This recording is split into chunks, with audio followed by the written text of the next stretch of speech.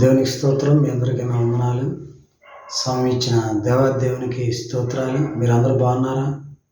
ఆత్మీయులుగా ఆత్మానుసారులుగా ఉండాలని, ఆర్థికంగా బలంగా ఉండాలని, మానసికంగా శారీరకంగా ఆధ్యాత్మికంగా బలంగా ఉండాలని మీకోసం అనుదినం నేను ప్రార్థన చేస్తున్నాను.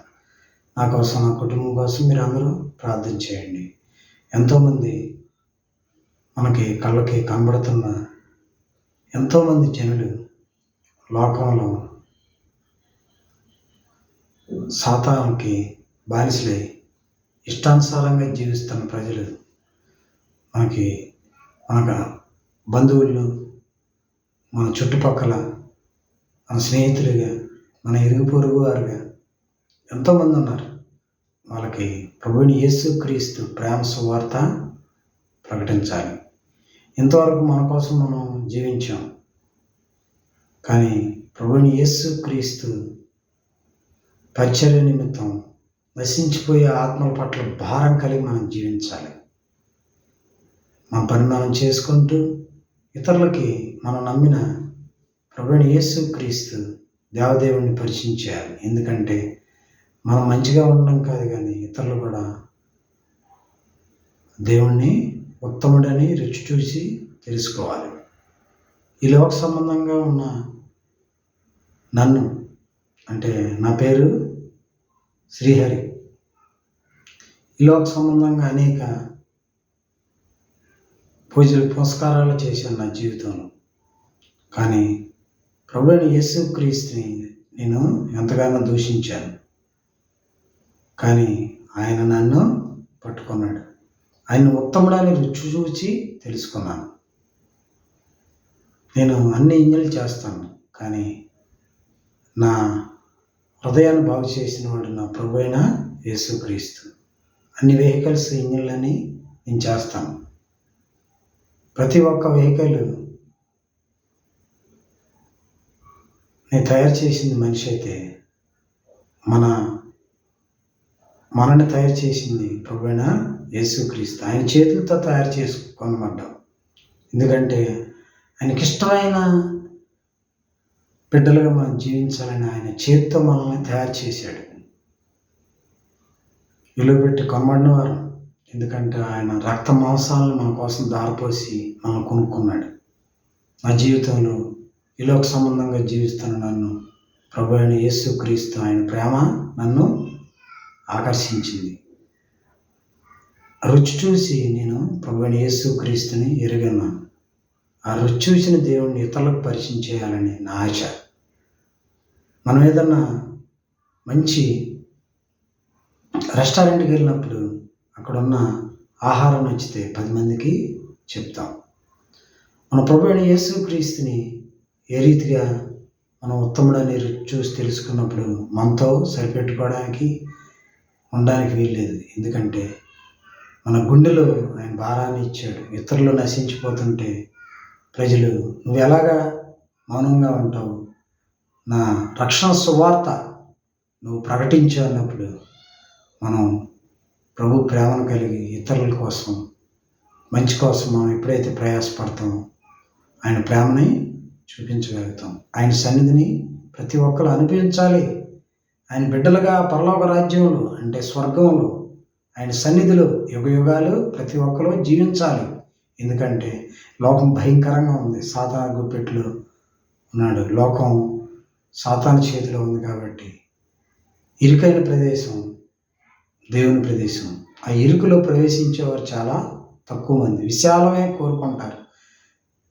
నా ప్రాణమా తినుము, తాగుము, సుఖించుము, ఎంజాయ్ చేయము అన్నట్టు కాకుండా దేవుని మంచి మార్గంలో మంచి మాటలతో ఇతరులని రక్షణ మార్గంలో నడిపిస్తే దేవుడు ఎంతగానో ఆయన హృదయంలో ఉన్న బాధని అర్థం చేసుకునేవారుగా, నశించిపోయే ఆత్మల పట్ల భారం కలిగి ప్రతి ఒక్కరూ జీవించే విధంగా మనం జీవించాలి. మనకి ఈ లోకంలో ఏది అవసరం లేదు, కానీ ఆయన సన్నిధి, ఆయన పాద సన్నిధిని మనం ప్రేమిస్తే మన జీవితాలు ధన్యమవుతాయి. అంతకంటే విలువైంది లోకంలో ఏది అవసరం లేదు. అందుకనే తాగుబోతులుగా, తిరుగుబోతులుగా విచ్చలవిడి జీవితం జీవిస్తూ, ఇష్టానుసారమైన జీవితం జీవిస్తూ ఏమి తాగుదామా, ఏమి తిందామా, ఏమి ధరించుకుందామో కాగా ఆయన రాజ్యాన్ని, నీతిని వెదికేవారుగా ప్రతి ఒక్కరూ జీవించాలి. ఇష్టానుసారమైన విచ్చలవిడి జీవితాన్ని ఇకనైనా దేవుని పాదాల చెంతకి వచ్చి అటువంటి జీవితాన్ని విడిపించి మన బరువు, మన భారం, మన పాపం ఆయన చేతిలో పెడితే మనకు విశ్రాంతి ఇచ్చి మనకు సమాధానాన్ని, సంతోషాన్ని, ఆయన ఐశ్వర్యాన్ని ఇచ్చే దేవుడై ఉన్నాడు. ఆయనకి ఇష్టమైన బిడ్డలుగా అనేకుల్ని ప్రభు పాదాల చెంతకు నడిపించి వారుగా ప్రతి ఒక్కరూ జీవించాలని ప్రభు అయిన యేసుక్రీస్తు నీతోనే మాట్లాడుతున్నాడు. ప్రార్థన చేసుకున్నాం. మహాపరిశుద్ధుల, మహాగణుడ, స్తోత్రాలు నాయన. ఎంతోమంది నాయన అయ్యా, మా చుట్టాల్లో, మా బంధువుల్లో, మా కోలీగ్స్లో, మా ఇరుగు పొరుగు వాళ్ళు, మా సొసైటీలో ఎంతోమంది నశించిపోతున్నాం నాయన. నరక పొలిమేరల్లో వాళ్ళు వెళ్తున్నాం నాయన. వాళ్ళకి ఈ ప్రేమ రుచి చూసి నేను తెలుసుకున్నాం. మీ ప్రేమ సువార్తను వాళ్ళకు ప్రకటించి వాళ్ళు కూడా రక్షణ మార్గంలో నడిచేలాగిన, మీ పాద సన్నిధికి నడిచేలాగిన మంచి బిడ్డలుగా, మీ పరలోక రాజ్యంలో నివసించే బిడ్డలుగా ప్రతి ఒక్కరిని జ్ఞాపకం చేసుకోండి నాయన. అలాగే నాయన, పాటల ద్వారా మిమ్మల్ని స్తుతిస్తుండగా మా స్తుతి సింహాసనంపై ఆసనుడై మమ్మల్ని ఏలమని మీ నామకే మహిమ, ఘనత, ప్రభావం తెచ్చుకోమని యేసు క్రీస్తు నామమున ప్రార్థన సమర్పిస్తున్నాం తండ్రి. ఆమేన్. ఏ పాటిదో నా జీవితం, ఎలాంటిదో అనాగతం. ఏ పాటిదో నా జీవితం, ఎలాంటిదో అనాగతం. ప్రభు యేసులో నా జీవితం మారిపోయేగా అనాగతం.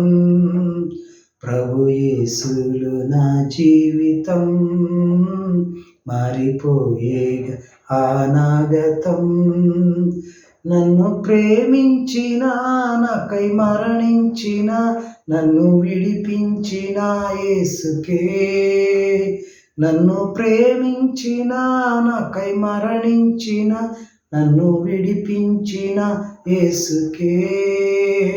ప్రభు యేసునికే స్వాగతం, మారిపోయేగా అనాగతం. ప్రభు యేసునికే స్వాగతం, మారిపోయేగా అనాగతం. ఏ పాటిదో నా జీవితం, ఎలాంటిదో అనాగతం.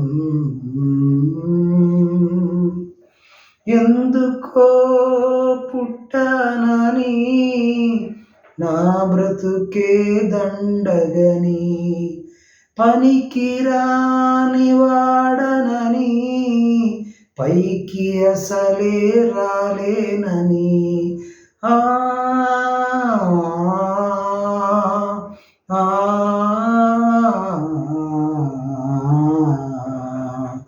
ఎందుకో పుట్టానని, నా బ్రతుకే దండగని, పనికిరాని వాడనని, పైకి అసలే రాలేనని. 10 మంది నన్ను చూసి గేలి చేయువేళ, పనికొచ్చే పాత్రగా నన్ను చేసిన పరిశుద్ధునిగా నన్ను మార్చిన యేసయ్యానికే స్తోత్రము. మెస్సయ్యానికే స్తోత్రము. యేసయ్యానికే స్తోత్రము. మెస్సయ్యానికే స్తోత్రము. ఏ పాటిదో నా జీవితం, ఎలాంటిదో అనాగతం. అందచందాలు లేవని, చదువు సంధ్యలే అబ్బని, తెలివి తక్కువ వాడనని, లోక జ్ఞానమే లేదని.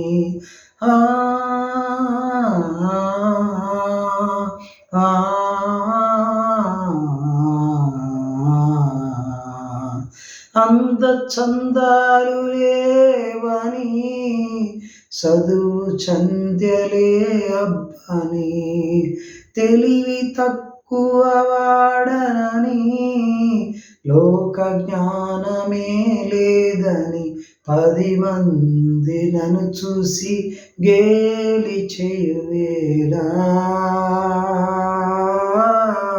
పరిశుద్ధాత్మతో నన్ను నింపిన, సిలువ సాక్షిగా నన్ను మార్చిన యేసయ్యానికే స్తోత్రము, మెస్సయ్యానికే స్తోత్రము, యేసయ్యానికే స్తోత్రము, మెస్సయ్యానికే స్తోత్రము. ఏ పాటిదో నా జీవితం, ఎలాంటిదో అనాగతం, ప్రభు యేసులో నా జీవితం మారిపోయేగా అనాగతం.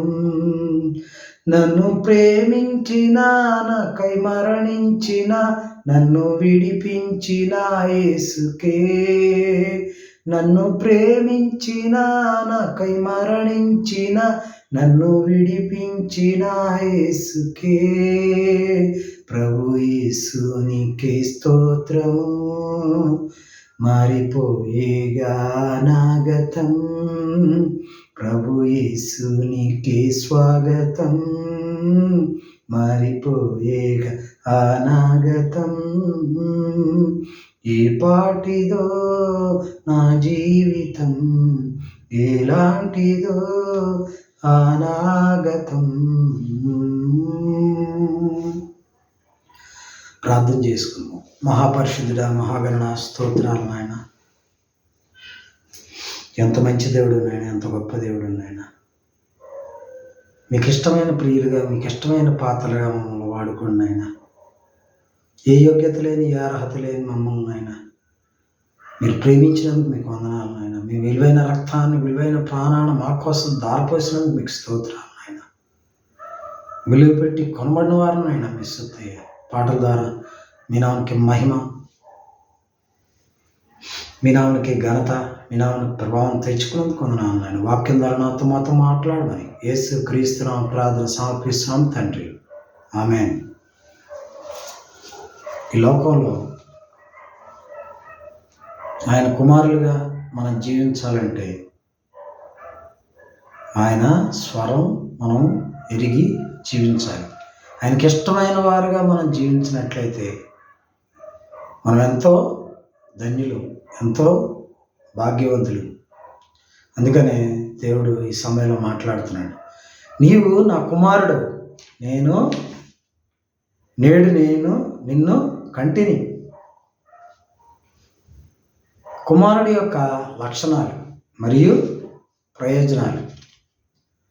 1, అవివేకమును పారద్రోలుతాడు, తద్వారా దైవ సంబంధం కలుగుతుంది.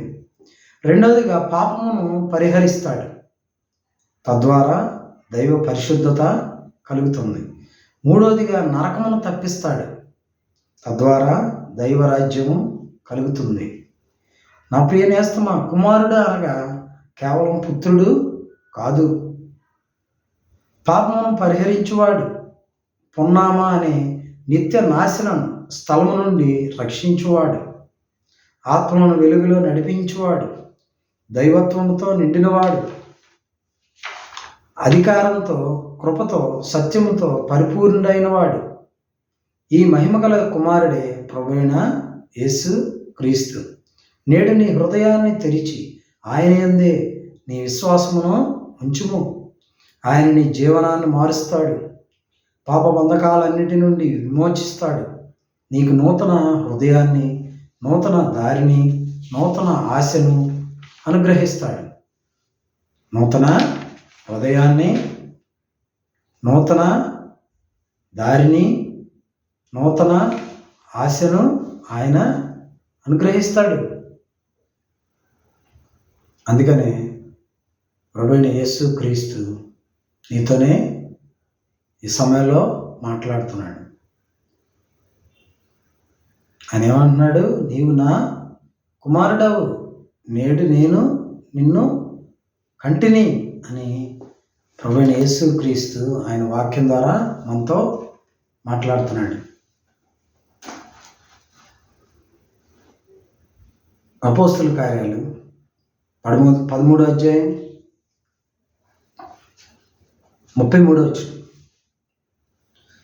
దేవుడు యేసును లేపి పితరులకు చేసిన వాగ్దానమును మన పిల్లలకు నెరవేర్చి ఉన్నాడని మేమును మీకు సువార్త ప్రకటించుచున్నాము. అలాగే నీవు నా కుమారుడు, నేడు నిన్ను కంటిని అని 2వ కీర్తన యందు రాయబడి ఉన్నది. దేవుడు యేసును లేపి పితరులకు చేసిన వాగ్దానమును మన పిల్లలకు నెరవేర్చి ఉన్నాడని మేమును మీకు సువార్త ప్రకటించుచున్నాము. అలాగే నీవు నా కుమారుడు, నేడు నిన్ను కంటినని దేవుడు ఈ సమయంలో ఆయన వాక్యం ద్వారా మాట్లాడుతున్నాడు. ఆయన మాట్లాడే దేవుడు.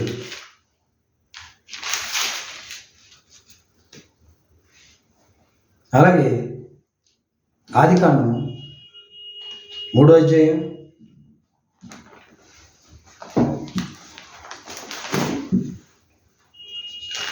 15వ వచనం. మరియు నీకును స్త్రీకిని నీ సంతానమునకును ఆమె సంతానమునకును వైరము కలుగా చేసేదను. అది నిన్ను తల మీద కొట్టును, నీవు దాన్ని మడి మీద కొట్టుదు అని చెప్పాను. దేవుడు ఆదామును, మొట్టమొదటి పురుషుడు మానవుడు ఆదాము, ఆ పక్కటెముకలో నుంచి తీసి అవ్వను దేవుడు తయారు చేశాడు. మొట్టమొదటి ఈ భూమి మీద పురుషుడు, స్త్రీ, కుమారుడు, ఆయన కుమార్తె ఎవరంటే ఆదాము, అవ్వ. అవ్వ గురించి దేవుడు మాట్లాడుతున్నాడు. మరియు నీకును స్త్రీకిని నీ సంతానమును ఆమె సంతానం అంటే పాము అంటే సాతాను సాదృశ్యం. పాముకి ఉన్న స్త్రీ సంతానానికి దేవుడు వైరము ఇస్తున్నానని మాటల్లో ఉంది. మరియు నీకును అంటే పాముకును, సర్పానికి, స్త్రీకిని నీ సంతానమును ఆమె సంతానమును వైరము కలగజేసిందని, అది నిన్ను తల మీద కొట్టును, నీవు దాన్ని మడిమ మీద కొట్టుదు అని చెప్పాను. మానవాళి విమోచన కొరకు దేవుడు మొదట చేసిన సమగ్ర వాగ్దాన ప్రణాళిక ఈ వచనంలో ఉంది. స్త్రీ సంతానానికంటే ప్రభు అయిన యేసు క్రీస్తుకు, సర్ప సంతానానికంటే సాతాను అతని అనుచరులకు మధ్య జరిగే ఆత్మ పోరాటంలో మానవ జాతి నిమిత్తం సాతాను మీద, దుష్టత్వం మీద దేవుడు అంతిమ విజయం పొందుతాడని ఇది ముందుగానే తెలియజేస్తున్నది. క్రీస్తు స్త్రీకి పుట్టి తన శిలువ మరణం ద్వారా గాయపరచబడతాడని దేవుడు ఇక్కడ వాగ్దానం చేశాడు. అయినా మానవ జాతి రక్షణార్థం ఆయన మృతుల్లో నుండి లేచి సాతాను, పాపాన్ని, మరణాన్ని పూర్తిగా నాశనం చేస్తాడు. అంటే దాని తల చితక కొడతాడు. ఎవరి తల? సాతాను తల.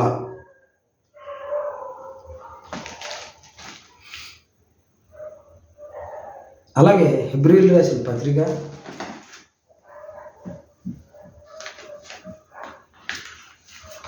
1వ అధ్యాయం 5-6 వచనాలు.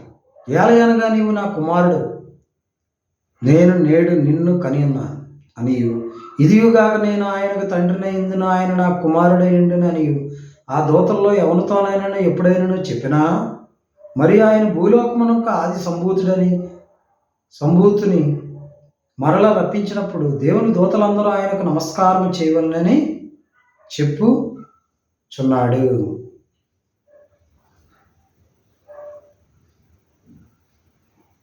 ఇక్కడ ఏం మాట్లాడుతున్నాడంటే దేవుడు, ఏలయనగా నీవు నా కుమారుడు, నేను నేడు నిన్ను కనియున్నాను అనియు, ఇదియుగాక నేను ఆయనకు తండ్రినైందును, ఆయన నాకు కుమారుడైండును అనియు ఆ దూతలతో ఎవరితోనైనా ఎప్పుడైనా చెప్పినా, మరి ఆయన భూలోకమునకు ఆది సంభూతిని మరలా రప్పించినప్పుడు దేవుని దూతలందరూ ఆయన నమస్కారం చేయవలనని చెప్పుచున్నాడు. ఆయనే ప్రభువైన యేసు క్రీస్తు. అలాగే మొదటిగా కుమారుని యొక్క లక్షణాలు మరియు ప్రయోజనాలు. మొదటిగా అవివేకమును పారద్రోల తాడు. అవివేకమును పారద్రోలతాడు.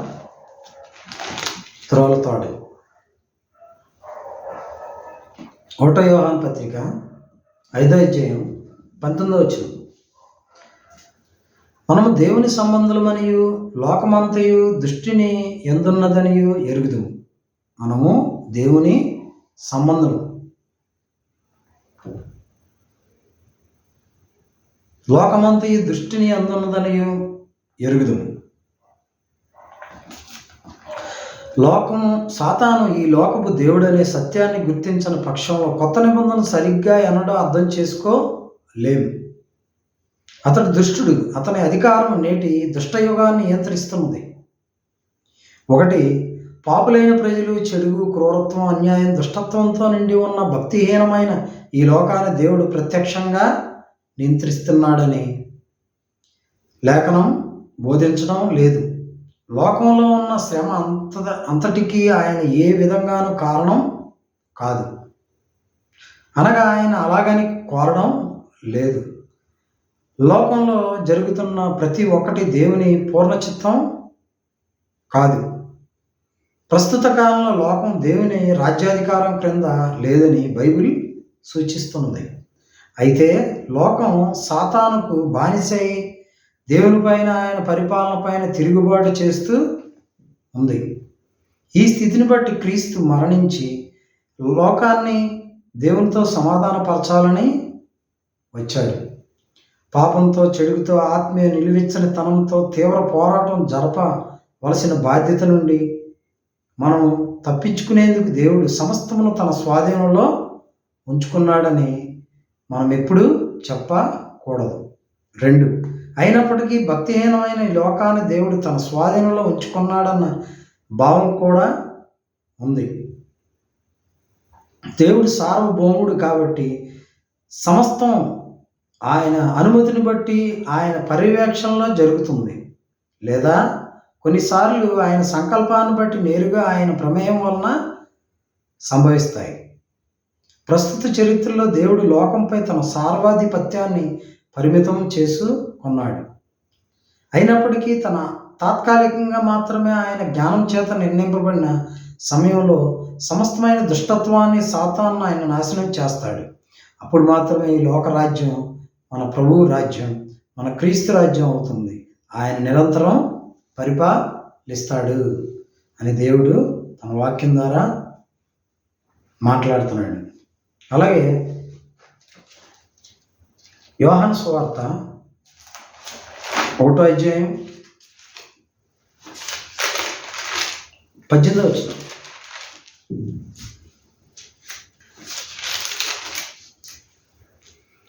ఎవడనూ ఎప్పుడైనాను దేవుని చూడలేదు. తండ్రి రొమ్మునున్న అద్వితీయ కుమారుడే ఆయన్ను బయలుపరిచాను. ఎవడనూ ఎప్పుడైనాను దేవుని చూడలేదు. తండ్రి రొమ్మునున్న అద్వితీయ కుమారుడే ఆయన్ను బయలుపరిచను. అంటే ఎవరు? మన ప్రభు అయిన యేసు క్రీస్తేని దేవుడు బయలుపరచడు. అంటే ఆయనే ఈ లోకాన్ని పరిపాలించే చక్రవర్తి. ఆయన ద్వారా మనం కలిగాము. ఆయన చేతితో మనల్ని చేసుకున్నాడు కాబట్టి.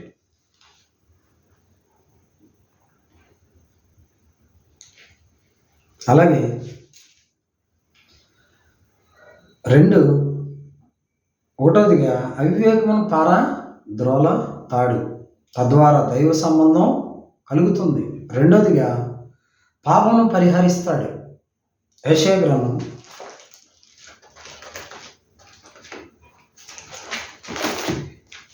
9వ అధ్యాయం 6వ వచనం. ఏలయనగా మనకు శిశువు పుట్టెను, మన కుమారుడు అనుగ్రహింపబడెను. ఆయన భుజం మీద రాజ్యభారం ఉండును.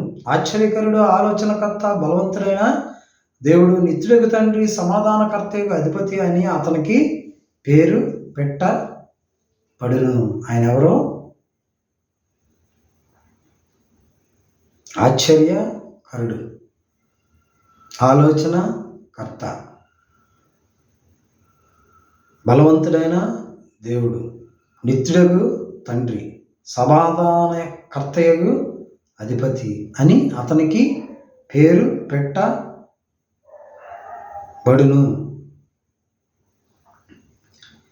ఈ వచనం మెస్సయ్య అయిన యేసుక్రీస్తు పుట్టుకను గురించి ముందుగా చెబుతున్నది. చరిత్రలో ఆయన జన్మ ఒక ఖచ్చితమైన సమయంలో, స్థలంలో జరుగుతుంది. అంతేకాక కుమారుడైన మెస్సియా ఇంతకు మున్నెన్నడూ జరగని విధంగా ఆశ్చర్యకరమైన రీతిలో జన్మిస్తాడు. మెస్సియాగా ఆయన గుణ లక్షణాలను ప్రతిబింబించే పేర్లను యెషయా గ్రంథస్థం చేశాడు. మొదటిగా ఆశ్చర్యకరుడు. మెస్సియా తనకు తానుగా ఒక మానవతాతీతమైన అద్భుతం. ఇక్కడ వాడిన ఎప్పుడు మానవుల కార్యాలకు వాడలేదు. కేవలం దేవునికి సంబంధించి మాత్రమే ఈ పదం వాడబడింది. మెస్సియా తన కార్యాల ద్వారా, అద్భుతాల ద్వారా తన గుణ లక్షణాలను కనపరుస్తాడు. రెండోదిగా ఆలోచనకర్త. మెస్సియా మూర్తిభవించిన పరిపూర్ణ జ్ఞానం ఆయనలో, నిత్యజీవ మాటలో ఉన్నాయి. ఒక ఆలోచనకర్తగా ఆయన సంపూర్ణ రక్షణ ప్రణాళికను వెల్లడి చేస్తాడు. మూడోదిగా బలవంతుడైన దేవుడు. దేవుని సర్వసంపూర్ణత సశరీరంగా మెస్సియాలో నివసించింది. 4 నిత్యుడగు తండ్రి. ఆయన కేవలం తన పరలోకపు తండ్రిని బయలుపరచడమే కాక శాశ్వతంగా తన ప్రజలను సంరక్షించి వారి అవసరతను తీర్చే ఒక దయగల తండ్రిగా ఉంటాడు. సమాధానకర్తగా అధిపతి. ఆయన పరిపాలన పాప మరణాల నుండి విమోచించడం ద్వారా మానవాళికి దేవునితో సమాధానాన్ని తీసుకొస్తుంది. ఆయనలో ఉన్న గుణాల ద్వారా దేవుడు మనతో మాట్లాడాడు. అలాగే మత్తయి సువార్త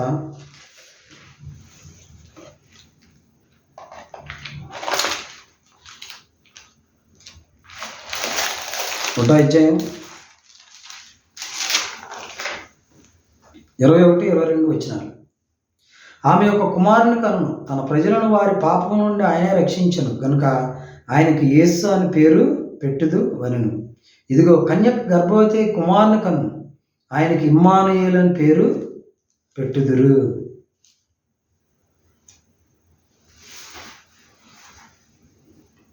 యెహోషువ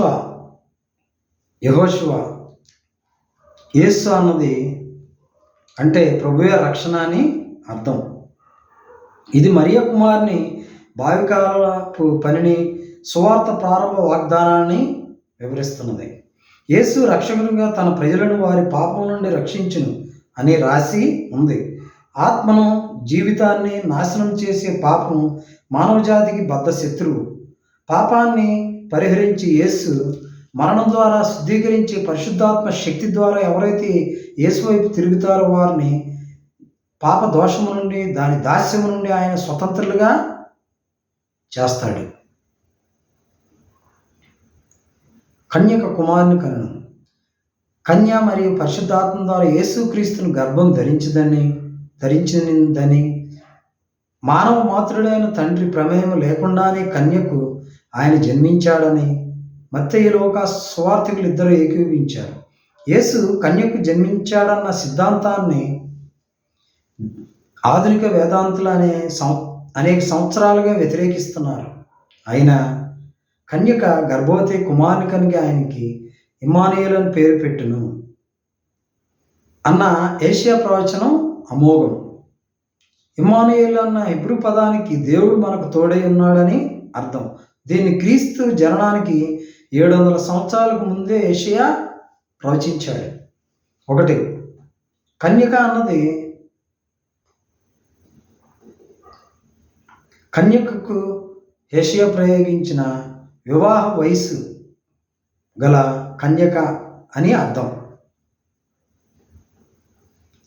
ఈ పదాన్ని కన్యత్వం తప్ప మరెక్కడా ఉపయోగించలేదు. కాగా పాత నిబంధనలో ఏషియా, కొత్త నిబంధనలో మత్తయి, లోకాలు యేసు తల్లికి కన్యత్వాన్ని ఆపాదించారు. 2, కన్యకకు జన్మించడంలోని ప్రాముఖ్యతను గురించి ఎంత చెప్పినా తక్కువే. మన పాపాలకు మూల్యం చెల్లించి రక్షణ కలిగించడానికి మన విమోచన యోగ్యత కలగాలంటే ఆయన ఒకే వ్యక్తిత్వం కలిగి సంపూర్ణ మానవునిగా, పాపం లేనివానిగా, సంపూర్ణ దైవత్వం గలవానిగా ఉండాలి. కన్యకకు జన్మించడంలో ఈ 3 అవసరతలు తీరాయి. ఆయన మానవుడిగా జన్మించాలంటే ఒక స్త్రీకి పుట్టడమే ఏకైక మార్గం. ఆయన పాపం లేనివాడిగా ఉండాలంటే పరిశుద్ధాత్మ ద్వారా మాత్రమే గర్భధారణ జరగాలి. ఆయన దైవత్వం గలవాడిగా ఉండాలంటే ఒకే ఒక్క మార్గం, దేవుడే ఆయనకి తండ్రిగా ఉండాలి. దాని ఫలితంగా ఆయన గర్భధారణ సహజ విధానంలో గాక మానవతాతీతంగా జరగాలి. పరిశుద్ధాత్మ నీ మీదకి వచ్చిన సర్వోన్నతుని శక్తి నిన్ను కమ్ముకొను గనుక పుట్టబో శిశువు పరిశుద్ధుడై దేవుని కుమారుడు అనబడును గాక. యేసుక్రీస్తు 2 స్వభావాలు గల ఒకే దైవిక వ్యక్తిగా, పాపరహితునిగా మనకు వెల్లడి అయ్యాడు. 3, యేసు మానవునిగా జీవించి శ్రమ పొందటం వలన మన బలహీనతకు సానుభూతి చూపగలిగాడు. దేవుని కుమారునిగా పాపదాస్యం నుండి, సాతాను అధికారం నుండి మనల్ని విడిపించే శక్తి ఆయనకున్నది. దైవత్వం గలవానిగా, పాపం లేని వానిగా ఆయన అందరూ మానవుల పాపాల నిమిత్తం బలి అర్పణగా ఉపయోగపడటానికి దేవుని దగ్గరకు వచ్చిన వారి నిమిత్తం ప్రధాన యాజకుడిగా విజ్ఞాపన చేయడానికి యోగ్యత గలవాడు. అందుకనే మన ప్రభువు ఆయన గొప్ప పుట్టుక అయింది. అందుకని ఆయన పరిశుద్ధుడు. తద్వారా దైవ పరిశుద్ధత కలుగును. 3వదిగా నరకమును తప్పిస్తాడు. 3వదిగా నరకమును తప్పిస్తాడు. 3:16 యోహాను సువార్త 3:16 దేవుడు లోకమును ఎంతో ప్రేమించెను కాగా ఆయన తన అద్వితీయ కుమారునిగా పుట్టినవానియందు విశ్వాసం ఉంచు ప్రతివాడును నశింపక నిత్యజీవం పొందినట్లు ఆయన్ను అనుగ్రహించెను. దేవుడు లోకమును ఎంతో ప్రేమించెను.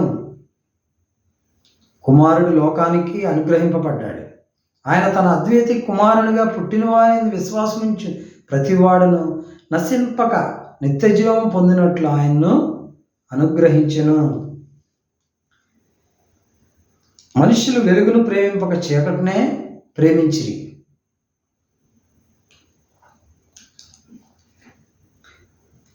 దేవుడు లోకమును ఎంతో ప్రేమించెను. ఈ వాక్యం దేవుని మనసును, ఆయన సంకల్పాన్ని వెల్లడిస్తున్నది. 1, దేవుని ప్రేమకు అవధులు లేవు. అందరినీ ఆలింగనం చేసుకునే శక్తి ఆ ప్రేమకు ఉంది. 2, మానవుల పాప పరిహారం నిమిత్తం దేవుడు తన కుమారుని శిలువ మరణానికి అర్పించాడు. ఈ విమోచన చర్య దేవుని ప్రేమగల హృదయాల్లో నుండి దానికదే ఉద్భవించింది. అంతేగాని ఇది దేవుని మీద ఎవరో బలవంతంగా రుద్దిన చర్య కాదు. 3, నమ్మకం అనే మాటకు చోటు చేసుకున్నాయి. క్రీస్తు దేవుని కుమారుడని, ఆయనే ఈ లోకాన్ని రక్షించే ఏకైక రక్షకుడని దృఢమైన విశ్వాసం. క్రీస్తుకు సంపూర్ణంగా లోబడి ఆయనకు విధేయుడిగా జీవించడం. తుదకు లభించే రక్షణ, పరలోకంలో లభించే దైవ సహవాసం, మనకు అనుగ్రహించే శక్తి, మనస్సు ఆయనకు ఉన్నాయని నమ్మటం. 4, సర్వసాధారణంగా మనం మనస్కరించని మరొక మాట ఉంది. అది నశింపక అనే మాట. అవిశ్వాసం ద్వారా అనుక్షణం పడే నరకయాతనను ఇది చిహ్నంగా ఉంటుంది. 5, నిత్యజీవం అనేది తిరిగి జన్మించిన వారికి దేవుడు అనుగ్రహించే వరం. నిత్యత్వం అనే మాటలో కలకాలం జీవించడం అనే దానికన్నా శ్రేష్టమైన జీవితం జీవించడం అనే భావనకు ఎక్కువ ప్రాధాన్యత ఉంది. అది దైవికమైన జీవితం, పాప బంధకాల నుంచి, సాతాను శక్తి నుండి, ఇహలోక జీవితాశల నుండి మనల్ని విముక్తులను కావించే జీవితం. అందుకని ఆయన ప్రతి మనిషికి రక్షణ ఇవ్వడానికి ఈ లోకానికి వచ్చాడు. ఎందుకంటే ఆయన మనల్ని రక్షించే విమోచకుడు. కీర్తనలు 2వ కీర్తనలో 7వ వచనం, కట్టడను నేను వివరించదను, యెహోవా నాకు ఇలాగ సెలవిచ్చను, నీవు నా కుమారుడు, నేడు నిన్ను కనియున్నాను. మనం ఎవరు? ఆయన కుమారులు. దేవుడు చెప్తున్నాడు, నిన్ను నేను కనియున్నాను అని మాట్లాడుతున్నాడు.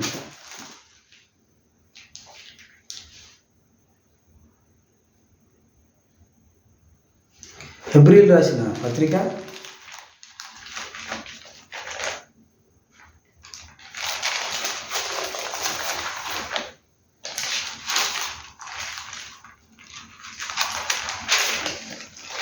5వ అధ్యాయం 5వ వచనం,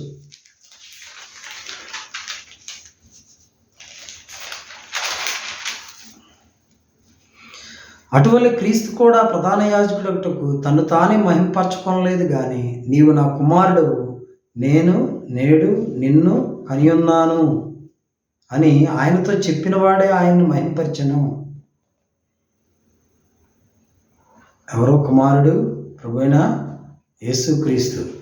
దేవుడే చెప్తున్నాడు. అటువలే క్రీస్తు కూడా ప్రధాన యాజకుడకు తను తానే మహింపరచుకోలేదు కానీ, నీవు నా కుమారుడు, నేను నేడు నిన్ను కనియున్నానని ఆయనతో చెప్పిన వాడే ఆయన్ను మహింపరిచింది. అంటే దేవుడే ప్రభువైన యేసుక్రీస్తుని మహిమ పరిచాడు. మత్తయి సువార్త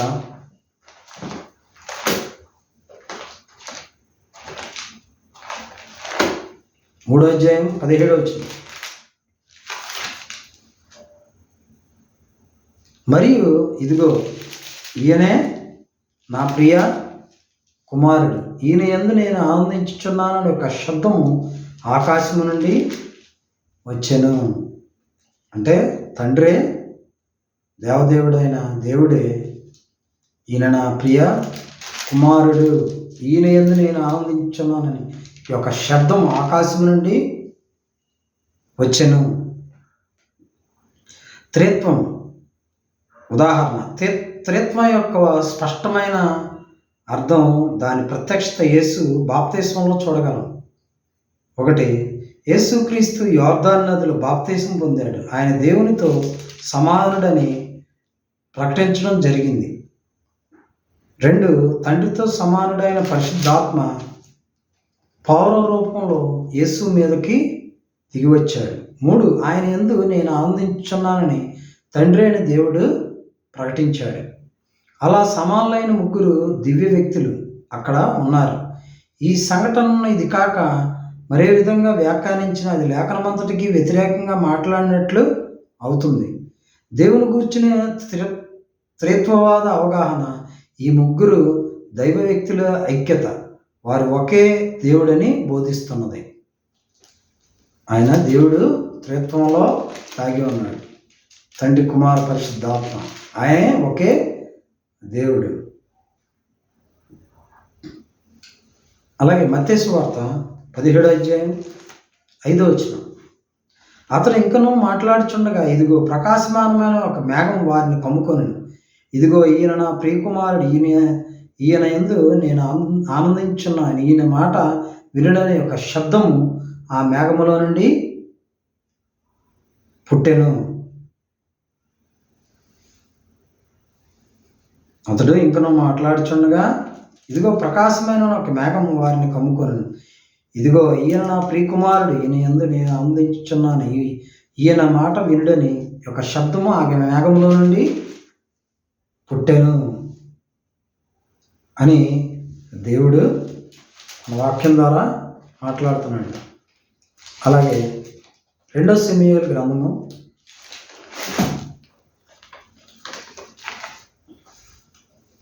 7వ అధ్యాయం 14వ వచనం. నేను అతనికి తండ్రినయ్యుందును, అతడు నాకు కుమారుడైండును. అతడు పాపం చేసినట్లా నరుల దండముతోనూ మనుషులకు కలుగు దెబ్బలతోనూ అతను శిక్షించును గాని. అంటే దేవుడు దావీదుతో మాట్లాడుతున్నాడు సొలొమోను గురించి. నేను అతనికి తండ్రినయ్యుందును, అతడు నా కుమారుడైండును. దేవునికి కుమారుడు ఎవరు? సొలొమోను. తండ్రి ఎవరు? ప్రభువైన దేవుడు. అతడు పాపం చేసిన నరుల దండముతోనూ మనుషులకు తగులు దెబ్బలతోనూ అతన్ని శిక్షించును కానీ. అంటే దేవుడు మనల్ని నాశనం చేయడానికి ఎప్పుడూ చూడలేదు, కానీ మనం నశించిపోతే నశించిన దాన్ని వెతికి రక్షించడానికి లోకానికి ప్రభువైన యేసుక్రీస్తు లోకానికి వచ్చాడు. ఎవరు పాపదాస్యంలో పాపపు జీవితం జీవించుకోకుండా ఆయన పాదాలు నమ్ముకునే విధంగా ఎవరైతే జీవిస్తారో వాళ్ళని ఎప్పుడూ దేవుడు విడిచి పెట్టాడు. అలాగే యోహాను గ్రంథము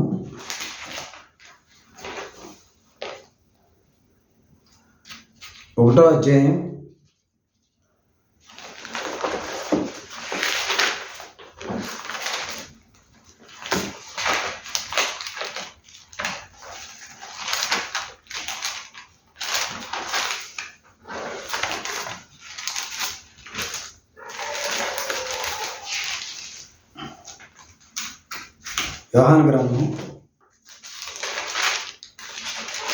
1వ అధ్యాయం 14వ వచనం.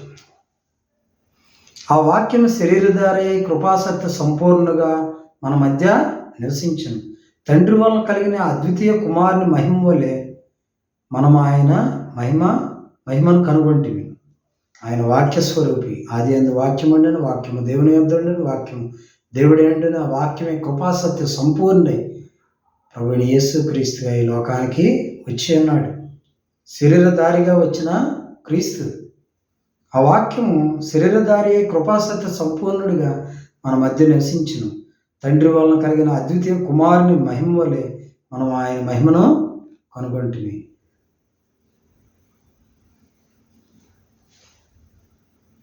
క్రీస్తు నిత్యుడైన దేవుడు మానవునిగా జన్మించాడు. మానవత్వం, దైవత్వం ఈ 2 లక్షణాలు సమంగా ఆయనలో ఏకమయ్యాయి. సంపూర్ణమైన మానవానుభవాలతో ఆయన ఈ లోకంలో మానవునిగా ప్రవేశించాడు. ఆయన నిత్యుడైన దేవుడు మానవునిగా, క్రీస్తు నిత్యుడైన దేవుడు మానవునిగా జన్మించాడు. మానవత్వం, దైవత్వం కలిగిన ఈ 2 లక్షణాలు సమంగా ఆయనలో ఏకమయ్యాయి. సంపూర్ణమైన మానవాను భావాలతో ఆయన ఈ లోకంలో మానవునిగా ప్రవేశించాడు. అంటే దేవుడే క్రీస్తు రూపంలో, ప్రభువైన యేసు క్రీస్తు రూపంలో ఈ లోకానికి అవతరించాడని ఆయన వాక్యం ద్వారా దేవుడు ఇంతవరకు మాట్లాడాడు. అలాగే నీవు నా కుమారుడు, నేడు నేను నిన్ను కంటిని. కుమారుని యొక్క లక్షణాలు మరియు ప్రయోజనాలు.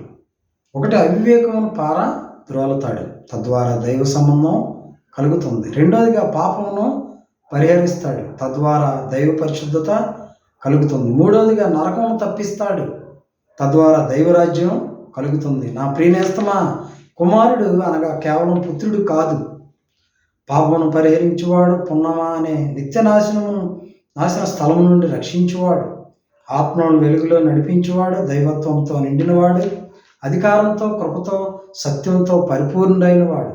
ఈ మహిమగల కుమారుడే ప్రభువైన యేసు క్రీస్తు. నేడు నీ హృదయాన్ని తెరిచి ఆయన యందు నీ విశ్వాసమును ఉంచుము. ఆయన నీ జీవితాన్ని మారుస్తాడు, పాప బంధకాలన్నిటినీ నుండి విమోచిస్తాడు, నీకు నూతన హృదయాన్ని, నూతన దారిని, నూతన ఆశను అనుగ్రహిస్తాడు. దేవుని పరిశుద్ధ మాటలు దేవుడు దీవించి ఆశీర్వదించును గాక. పున్నమ నరకం నుండి రక్షించేవాడు కుమారుడు అని అంటారు. కుమారుడు అంటే ఈ లోక కుమారుడు కాదు, కానీ ప్రభువైన యేసు క్రీస్తు ఆయనే ఆ నరక శిక్ష నుంచి విడిపించి ఆ పరలోక రాజ్యానికి నిన్ను నన్ను మనల్ని ఆ నిత్య జీవంలోకి ఆయనతో యుగయుగాలు ఏలే ఆ స్థలంకి, ఆ పరలోక రాజ్యానికి, స్వర్గానికి మనల్ని తీసుకొని వెళ్తాడు. దేవుని పరిశుద్ధ మాటలు దేవుడు దీవించి ఆశీర్వదించును గాక. ఆమేన్. మహాపరిశుద్ధుడా, మహాగణ స్తోత్రాలు నాయన. ఎన్నో మాటలు అయ్యా మీ వాక్యం ద్వారా మాతో మాట్లాడి ఉన్నారు నాయన. అవివేకమును పారద్రోలుతావు నాయన, తద్వారా దైవ సంబంధం ఇస్తావు నాయన. పాపమును పరిహరిస్తాడు, తద్వారా దైవ పరిశుద్ధత కలుగుతుంది అని.